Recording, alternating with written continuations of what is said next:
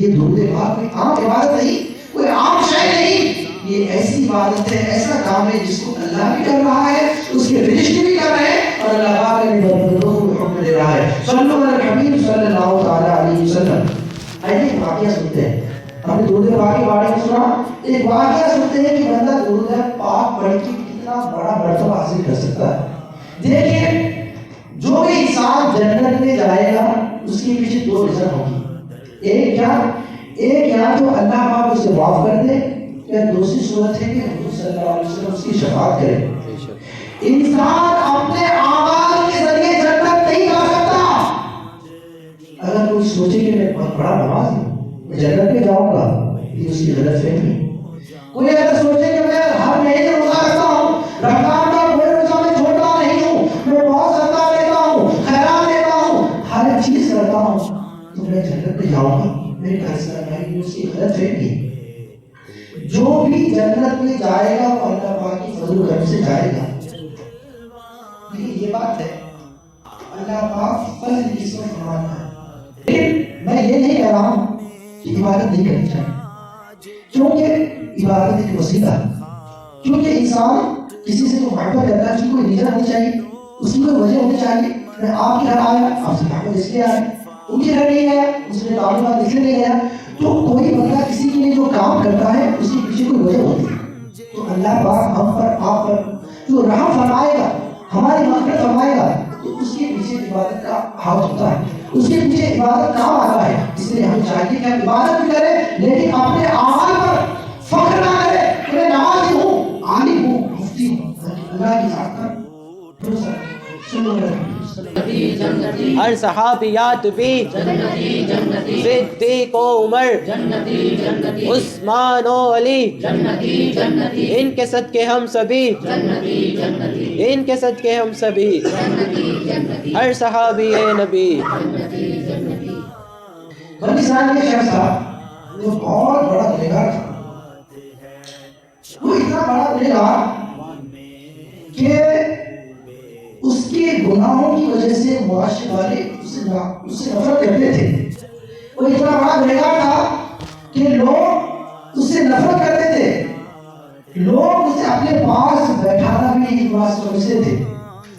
تو جب اس شخص کا انتقال ہو گیا تو لوگ تو نفرت کرتے ہی تھے، لیکن جب انسان مر جاتا ہے تو کچھ ہی دنوں کے اندر اس کی جسم سے بدبو آنی شروع ہو جاتی ہے۔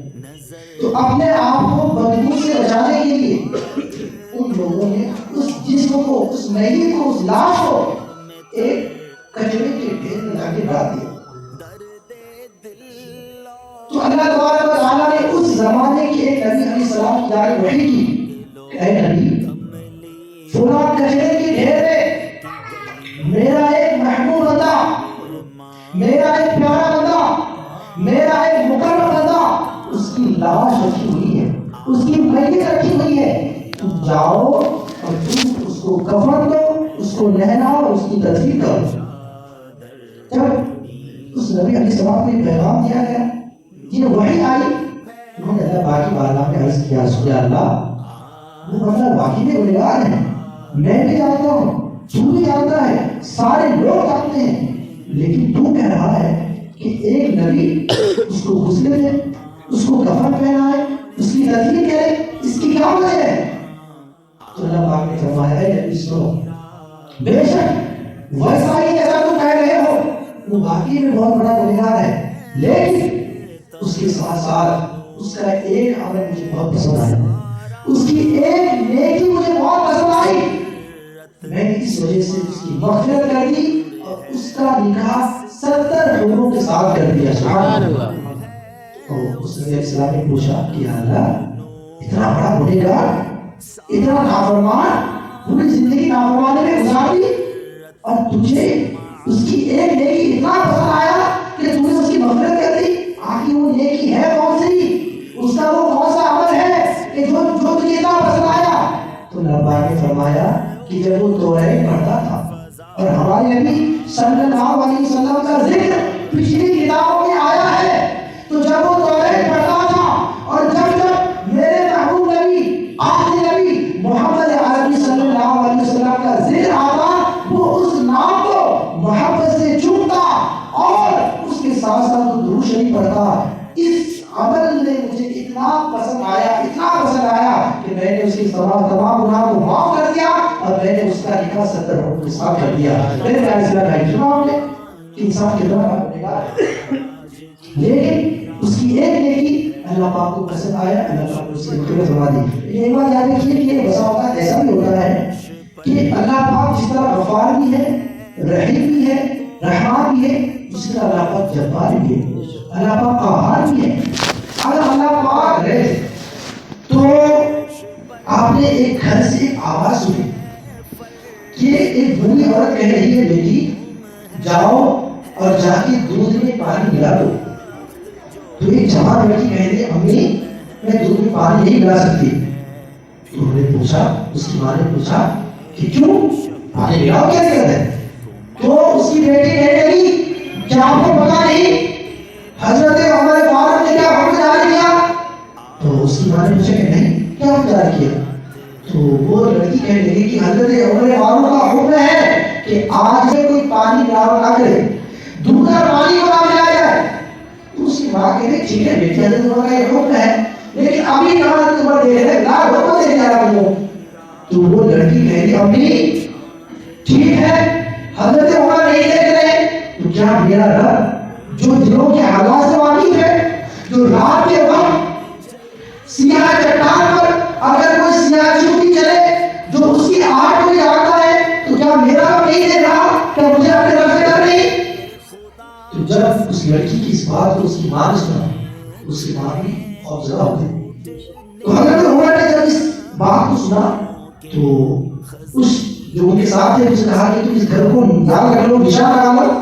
پھر حضرت عمر اپنے کام سے چلے گئے، پھر دورہ میں چلے گئے. صبح کا وقت ہوا، حضرت عمر نے اس شخص کو حکم دیا کہ جاؤ اور دیکھ کے آؤ کہ اس گھر میں کون کون ہے. تو وہ شخص گئے کہ دیکھا کہ ایک بیوہ عورت ہے، بوڑھی عورت ہے اور اس کے ساتھ ایک جوان بیٹی ہے. انہوں نے کہا آگے. تو حضرت عمر نے تمام بیٹوں کو بلایا اور کہا کہ کوئی نکاح کرنا چاہتا ہے، کوئی شادی کرنا چاہتا ہے.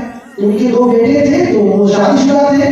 تو انہوں نے کہا کہ ابو ہم تو شادی شدہ ہیں لیکن ان کا تیسرا بیٹا غیر شادی شدہ تھا. تو اس نے کہا کہ کیا میں کروں گا. تو حضرت عمر رضی اللہ عنہ کے خلیفہ ہوتے بادشاہ ہیں، اپنے اس بیٹے کی جانب سے اس بیوہ عورت کے گھر میں رشتہ بھیجا، پیغام بھیجا کہ میں خلیفہ حضرت عمر اپنے بیٹے کا نکاح تمہاری بیٹی سے کروانا چاہتا ہوں. وہ تو غریب تھی، وہ بیوہ تھی، اس سے بڑھ کر رشتہ کہاں ہوگا؟ بادشاہ کے لڑکے کا رشتہ آگے کون لایا لے گا؟ راضی. تو حضرت عمر فاروق نے حضرت اپنے بیٹے کا نکاح اس لڑکی سے کر دی. میرے پیارے اسلامی بھائیوں، یہ بتانے کا مقصد یہ ہے کہ اسلام ہمیں یہ درس دیتا ہے کہ اگر اپنی اولاد کا کہیں رشتہ کرنا ہو، اپنی اولاد کا نکاح کرانا ہو تو اس کے لیے دیندار گھرانہ ڈھونڈا جائے، دیندار خاندان ڈھونڈا جائے. آج ہمارا حال یہ ہے کہ ہم اپنی اولاد کا نکاح وہاں کروانا چاہتے ہیں جہاں مال و دولت زیادہ ہو. آج ہم اپنی اولاد کا نکاح وہاں کروانا چاہتے ہیں جہاں پہ دہیج زیادہ دے. لیکن پیارے اسلام بھائیو ہمارا اسلام نہیں کرتا، لیکن آج جو جبری جہیز دیا جا رہا ہے